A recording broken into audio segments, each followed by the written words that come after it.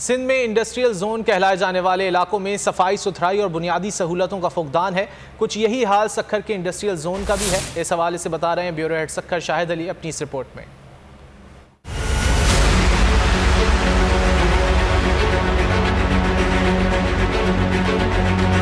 सिंध का तीसरा बड़ा शहर सक्खर एक सनती शहर भी कहलाता है। 300 से जायद सनती प्लाटों में से 200 से जायद प्लॉट्स पर कारखाने और फैक्ट्रियां कायम हैं। सनती एरिया की हालत बहुत ज्यादा खराब।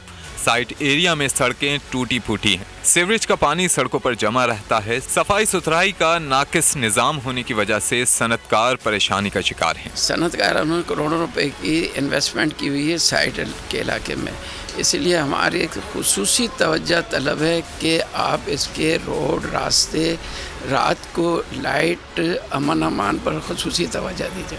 कारखानों के बड़े मसाइल सड़कें, सीवरेज और सबसे ज्यादा अंधेरा। वजारत सनत व इंडस्ट्रीज से गुजारिश की गई है कि इस तरफ भी तवज्जो दें। कारखानों के बड़े मसाइल सड़कें, सीवरेज और सबसे ज़्यादा फिर अंधेरा, स्ट्रीट लाइट्स न होना, उससे एक अदम तहफ़्फ़ुज़ का एहसास न सिर्फ सरमायाकारों के लिए, कारखाने में काम करने वालों के लिए, बल्कि साथ साथ ये बात भी देखी जाए कि उसमें बेहद बड़ी तादाद औरतों की भी काम करती है।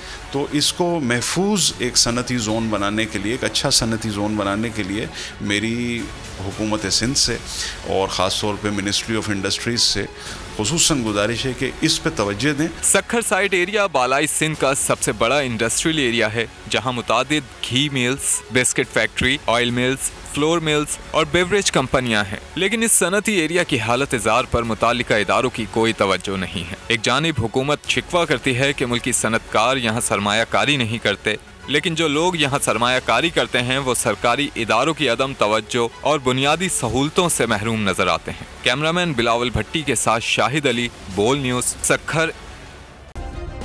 सब्सक्राइब करें और बेल दबाएं ताकि कोई खबर रह न जाए।